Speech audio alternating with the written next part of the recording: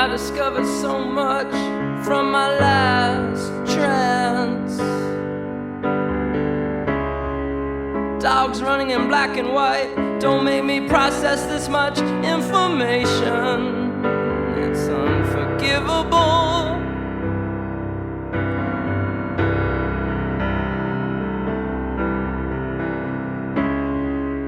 Aging apocalyptic ecstasy, previous life laughter. My background is such an affliction. My psychic told me my transients exploited vacant energy fields, and they're poisoning us from the sky.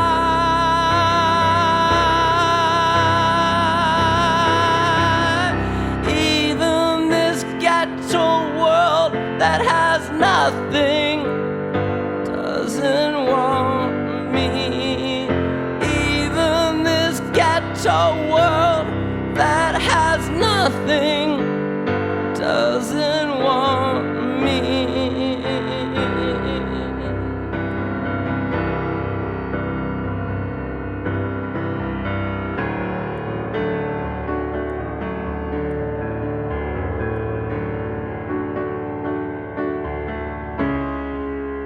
Clone tissue and the crow's instabilities are lovely. Effect on me is bloody breastfeeding, horrid instability.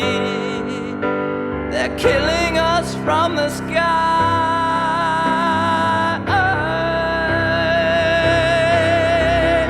Even this ghetto world that has nothing doesn't want me.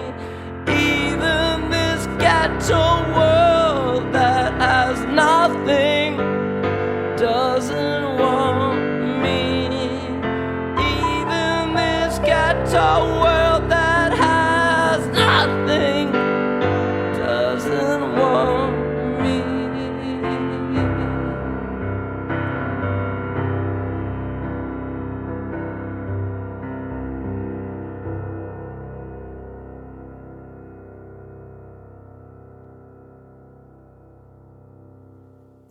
'89 Through the Current. That is Kevin Barnes of Montreal. Kevin, thank you so much for coming in. Is it as important to you that there's something visual to look at as much as there is something in the auditory sense of your show? Yeah, I mean, it's fun for us to be able to collaborate, because a lot of the recordings are just me by myself. So to go on tour means, I'm involved in this art collective, and everyone is contributing ideas and helping on a number of different levels.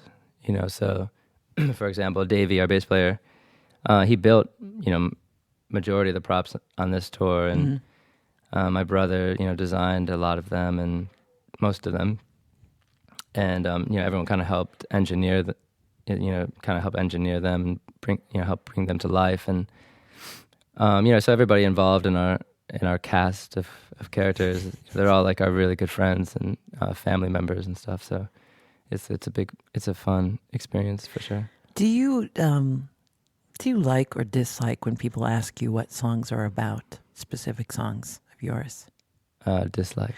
I don't ever ask. I don't need to know. You know what I'm saying? I kind of feel like I knew the answer before I even asked you that question. It's like, I think when I look at your body of work and I look at all the records that you've made, and you've clearly been somebody who's not afraid to experiment and change styles and kind of do what you want. Do you feel like you've had a lot of freedom in terms of what you've had to, you've been making records that you want to make? That's rare. I don't know. I mean, I guess because we never really had any sort of major commercial success, there was never any pressure to. That's not true, though. Follow. Well, it's all relative, but like for the first 7 years of our existence, we were completely unknown. So we established some good artistic, creative habits where it's completely based on just sort of fulfilling yourself, and just like the whole process, the whole creative process is there's the fulfilling thing, and being called a rock star or whatever. You know, it wasn't anything that we were really shooting for. Yeah. It was just, you know, it wasn't really about people thinking we were special, just wanting to feel special on our own, you know. I've always loved the covers that you've chosen to do. And I remember, I think it was the last time that you guys were in here, you did that Fleetwood Mac cover, which I've loved so much and I've loved playing so much. And that was like a couple of years ago. But you're going to play another song and it's a cover. Tell me a little bit about whose song this is. Well, it's kind of a weird story. I just heard this song. A friend of mine played this song for me, and I really loved it. And it's by this woman who I think her name is Sibylle Baier. We were just... That's hilarious. We were just in the back going, is it Sibylle? Yeah, Sibylle? Sibylle. Yeah, I always forget Sibylle. Okay. Yeah, it's terrible. We should probably edit that out so we actually know what her name is. No, let's keep it, and I think it makes it real. Go ahead. Well, yeah, so I just heard it, and you know, I found out the story behind it, and you know, she apparently made this record, or she just was recording songs, just because she had these songs that she had written, and you know, I don't think she really even played out very often. And where's she from? I mean, where's her? I don't really know the full story. All I know is that this record was basically unreleased for decades, and her son, you know, she would like sing these songs to her son apparently, and I guess she didn't really have any aspirations or ambition to be, you know, famous singer-songwriter or anything. She just wrote these songs. And then her son, you know, I guess when he got older, he realized, God, these songs are amazing, and, you know, the world needs to hear them. So he tried to find a label, and oddly enough, a local Athens, Georgia label was the one that put it out. But I didn't even know that, you know, when my friend played me the song, right, I was just like, oh, this is a great song. And so I did a little research. I was like, oh, I should have known that my friend's label put this out. Well, let's hear it. What's it called again? It's Tonight? Yeah, it's called Tonight.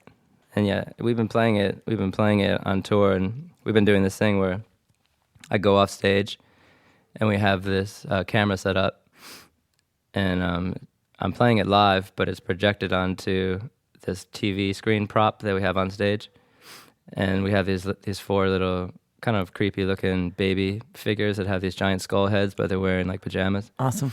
And they're staring at the screen. So with that in mind. Yeah, try to picture that.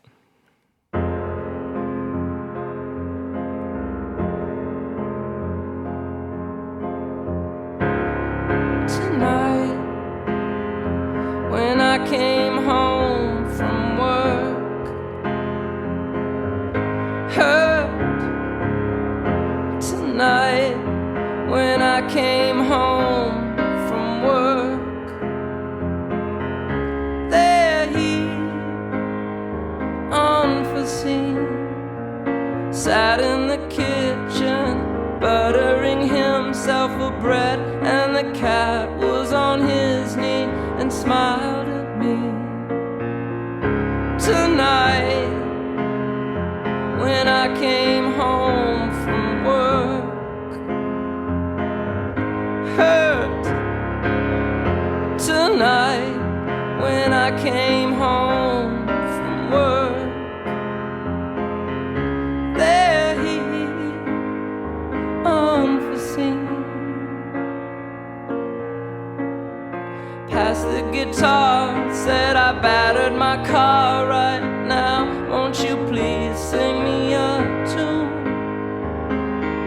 We had change of the moon, we had change of the moon. Tonight, when I came home from work, hurt. Tonight, when I came home from work, there he, unforeseen, changed in the easy chair, said, what's that sorrow you bear? And I could tell him he understood. He gently took my arm, he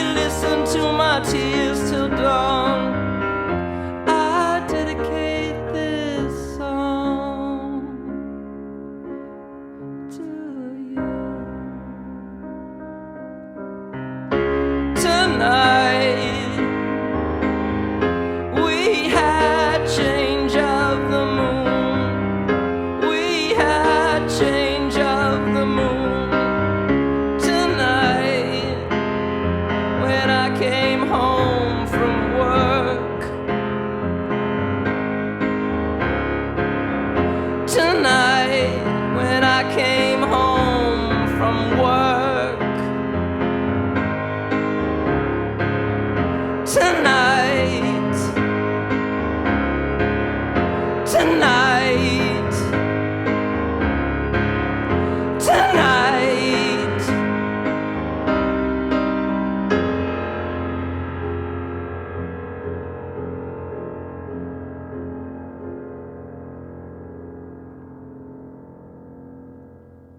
89 through the current. I wish I was wearing a big skull mask right now. That is Tonight. You're listening to Of Montreal, Kevin Barnes in studio, and the show is tonight at First Avenue. The CD is False Priest, and the show is with Janelle Monae, and of course I have to ask, so how did that come about, you guys working together? Well, we just met a couple years ago, and we realized we had a lot in common, and we had a really great chemistry. And what would you say you have the most in common with her? I guess just this sort of passion about performance, wanting to do something that's special and exceptional and complex and high energy, or all energy, and something that's also upbeat, funky, theatrical. Mm-hmm. All those things.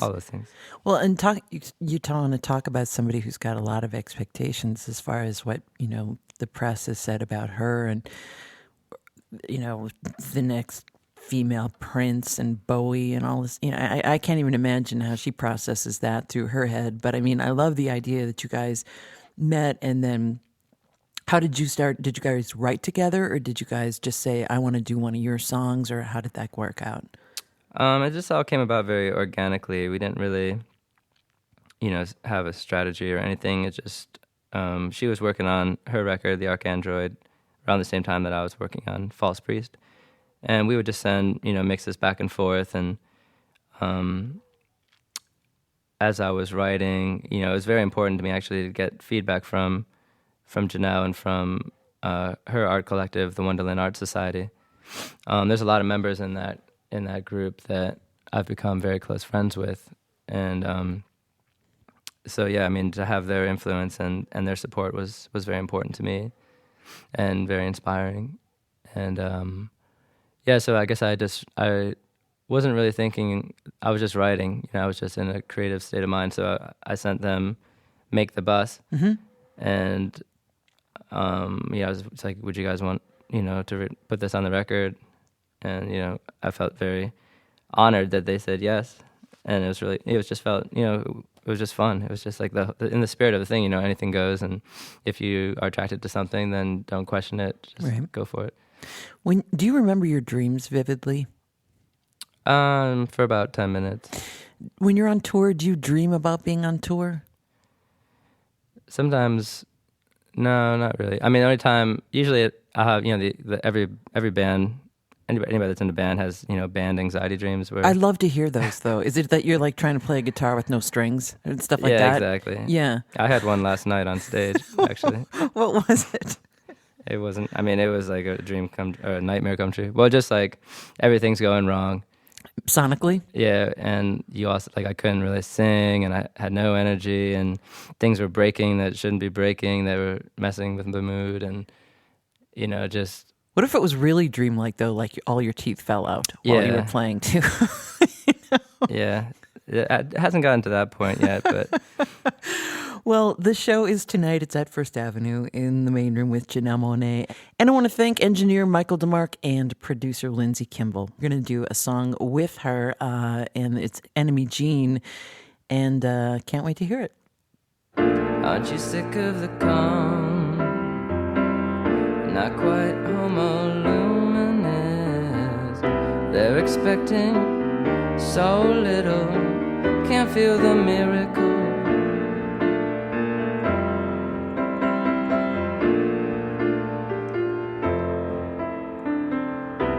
Of zombies licking your window for black body radiation.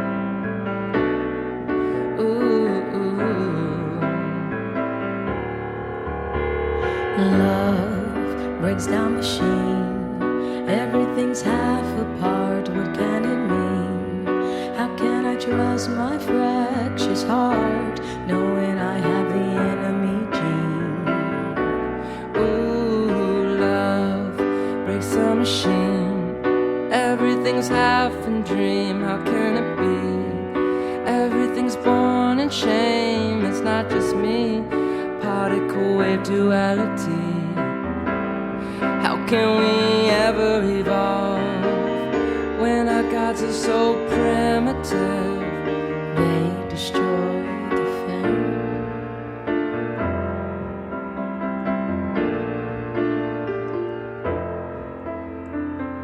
They wanna disable my system, looking for traces of a clean hit.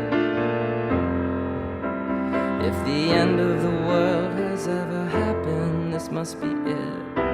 I've grown too strong, that's what they said, to keep my animal spirit.